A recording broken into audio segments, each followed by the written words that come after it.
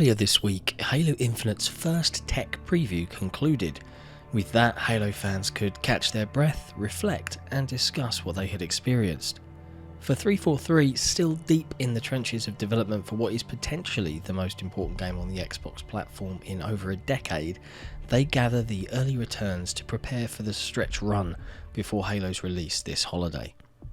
The men and women of 343 have inherited a nearly impossible mission: to unite a divided Halo fanbase whilst living up to the expectations that come with being the face of the Xbox platform. Championships aren't won in the pre-season, and a tech test with one game mode on 3 maps against bots without the full arsenal of weapons or equipment represents what is essentially Infinite's pre-season showing.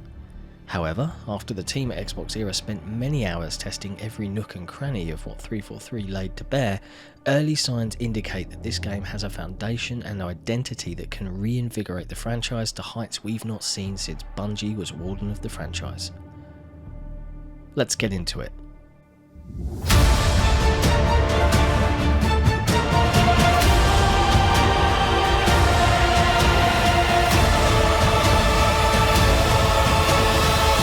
Missions change.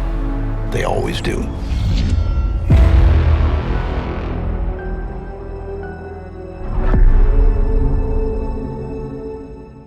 Whilst Halo has trended to dominate the conversation with more positive energy than we've seen in years, it isn't perfect. There can't be a perfect answer for a franchise whose base has been as deeply split and vocal as Halo's has grown to be over its 20 years of existence.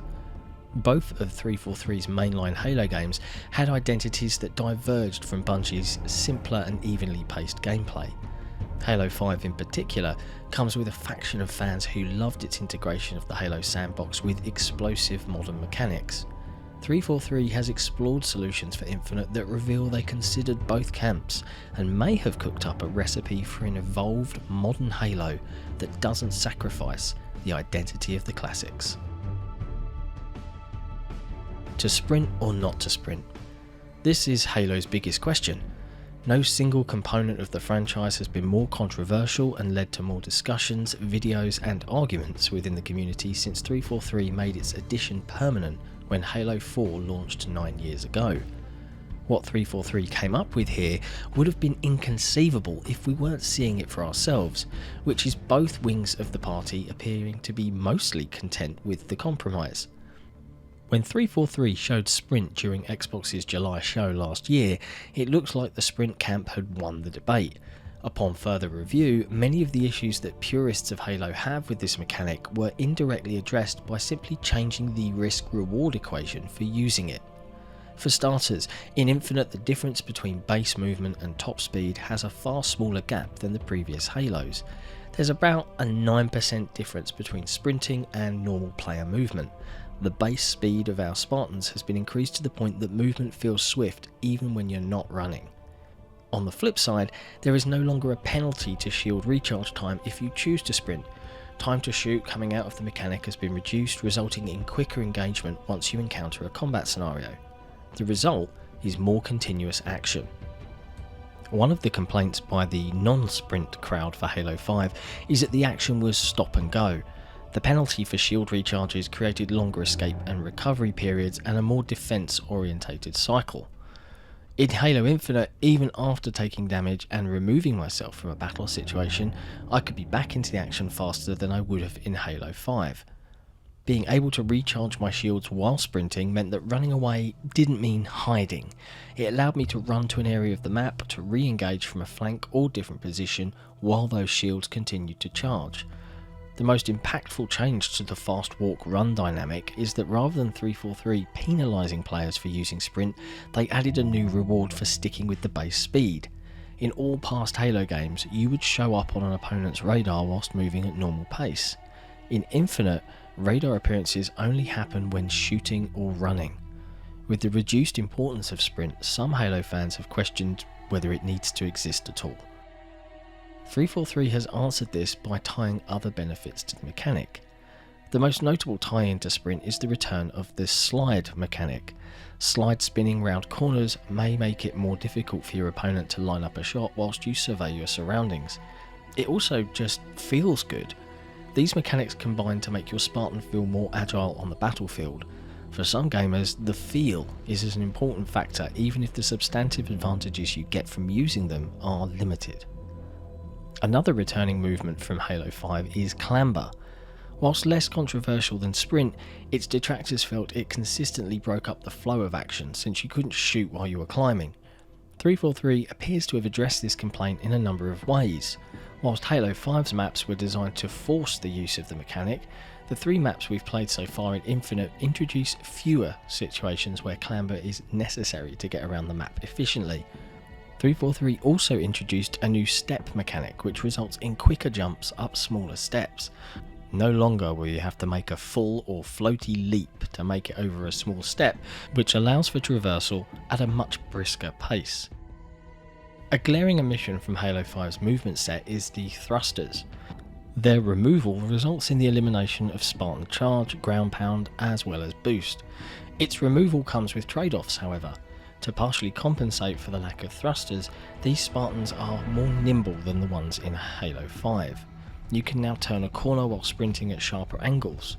As mentioned previously, general base movement is faster, and when combined with less aim assist, basic strafing is far more effective. While Spartan Charge is removed, melee appeared to be fluid on the run. All of this brings us to a Halo that feels modern in its controls and movement, whilst maintaining the core principles and even pacing that purists love about the classics. Whilst there will be gripes from both camps, at its core, 343 appears to have threaded the needler better than many believed possible. After my first game of Halo Infinite, I scrolled through the stats and immediately realised that things were going to be different. Game after game, average shooting percentages were lower than I was used to seeing in Halo 5. With the reduction of aim assist whilst adding bloom and recoil to some weapons, using a mid-range precision firearm was no longer the solution to all of my problems the way it's been in the past. Despite changes to aiming and balancing, the overall sound and feel of most of the weapons on display were excellent. Whilst Halo 5's weapons were also pretty good, the contrast to Infinite's more dynamic mix suddenly makes 5's strong arsenal of destruction look a bit flat in comparison. One of 343's most interesting new toys was the VK-78 Commando. Somewhere between an AR and a battle rifle, this weapon is versatile and effective in the right hands. From a distance, 7 fast-firing single shots to the head would take your opponent down, while at close to medium range it would double up as an automatic weapon. Just hold down that trigger. While something like the Commando isn't going to be a favourite or clear pickup for every type of player, it highlights the thoughtful and deliberate intention for each weapon to have its own identity. The battle rifle felt as good as ever and had more value as a pickup due to the balancing and purpose of everything else on the map. Whereas picking up a BR in Halo 5 arena style game modes often had you mixed in with 7 other players using something similar, the BR's presence was distinct and stood out in a way it hasn't for years. We may see a clamouring for more BR playlists soon, but independent of that, battle rifle fans should be excited that it may return to prominence as Halo's clear preferred mid-range precision weapon of choice once again. When we talk about weapons, we can't forget grenades. If the bots during the tech test taught us anything, it's that the grenades are more potent than ever. Without the ability to jump boost, well-placed grenades are much harder to dodge and therefore more deadly in skilled hands. Other new weapons like the Heatwave, Skewer and Pulse Carbine seem to have more specific use cases, but will take more time to determine their long-term effectiveness. The jury is still out on whether the Bulldog is up to the challenge of replacing the classic shotgun with its current balancing. The Sniper felt like it was tuned more for a mouse and keyboard, whilst the Needler was so effective it functioned like a power weapon. We'll likely see plenty of tuning prior to Halo's final release, but what's exciting is how purposeful each item on the battlefield seems to be. With the limited information we do have, 343 appears to have rebuilt the weapon sandbox to encourage more diversity in what players will use and reduce the redundancy within the arsenal, and have added additional nuances to master the tools of destruction at each player's disposal. Very few franchises in gaming have maps with the identity and eminence that we saw in Bungie's Halo games. In the past decade, 343 have struggled to duplicate that. The small taste we got during the tech test doesn't appear to be a threat to dethrone Bungie's greatest hits, however they are steps in the right direction. All 3 maps varied aesthetically and played out differently. The environments didn't feel stretched or cluttered with obstacles. With a de-emphasis on Spartan abilities and less variance between running and walking, map creators should have fewer variables now that they're not forced to accommodate every time, allowing for more creativity and focus on gameplay flow. 343 have made a good first impression here, and hopefully they can continue to trend beyond good to create a collection of well-regarded maps of their own. It's been a couple of decades since AI in video games has shown notable leaps in improvement. Does cloud-powered AI present an opportunity to change that? Whilst we have no answers to that today, the question was raised more than once as we witnessed the Halo bots occasionally display behaviour that felt authentic to what a human might do. Oftentimes we'd see clear flaws. They were predictable to start matches, and sometimes they'd just stop doing anything useful. However, when they were at their best, they could have passed for a slightly below average human player. How far will that progress? Will this AI progression make it into the campaign? Will Halo have its own version of Forza's driver tiles? Whilst none of these questions that we can confidently answer today, it's worth a call out to keep an eye on the potential that 343 was able to tease here. A core component of Halo Infinite's sandbox, much like Halo 3, will be the use of equipment. The tech test kept some of these items out of our reach, although scrolling through the menus revealed that thrusters will exist as an equipment pickup. 343 has revealed the repulsor during E3 week, however gamers weren't given the opportunity to take it for a spin last weekend. The drop wall and threat sensor may prove to have strategic uses once we have the opportunity to spend more time with them in PvP, but felt uneventful when used against bots. With no other standouts, the stage was cleared for the grapple shot. What we learned about this new addition to the Halo universe is that it has stage presence. The grapple shot is a wrist-mounted equipment pickup that fires a grappling hook that can attach to any surface, enemy, or weapon.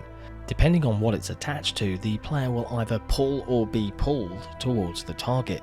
The concept or use of grappling hooks is not new in gaming. The implementation of 343's version most certainly is. What makes the grapple shot unique is that it's physics-based. This leads to it being less constrained to specific situation and allows the user to be more creative in taking advantage of its functions. Zipping across the arena both felt natural and lively. Depending upon the angle and distance of the surface you're attached to, your momentum can lead to an assortment of ways for situations to play out. The grapple shot felt like a microcosm of the overall Halo Infinite experience. On paper, it wasn't original or particularly exciting, but in the game it was fresh, interesting, and felt like an evolution of everything before it. It was new to Halo, but felt like it belonged. The grapple shot was the superstar for many gamers last weekend, and could be one of the best additions 343 has contributed to the Halo sandbox. Last weekend was 343's first chance to make a hands-on impression with their divided Halo community, and they came out swinging with a gravity hammer. Whilst critics may ask us to temper expectations, long-time Halo fans who've engaged in thousands of hours with the franchise over its 2 decades of storied existence have been given enough information to develop a hunch that the pieces are here and the Halo rings are aligned to create something special. 343 is walking a tightrope that leads to what seemed impossible by stitching together most of Halo's fanbase. It's been nearly 14 years since Halo 3 was king of the FPS mountain. Since then there's been incredible competition, new kings, a few others who've set new trends, and a AAA landscape which has often followed. During that time, the one thing we haven't received is an adequate replacement for Halo. Because for many, Halo isn't just a game, it's an energy, one that has helped form many friendships and positive memories, the kind of energy that brought people together rather than divided them. And for at least one weekend, that energy made an appearance again. We saw positivity from corners of the community where it's not existed for years. Halo clips dominated social media. A fan base reunited. We believe there's more of that to come. Thanks for watching. If you enjoyed this deep dive into Halo Infinite, be sure to check out You Had Me at Halo, a Halo-focused podcast from XboxEra. Hit subscribe, and we'll see you next time.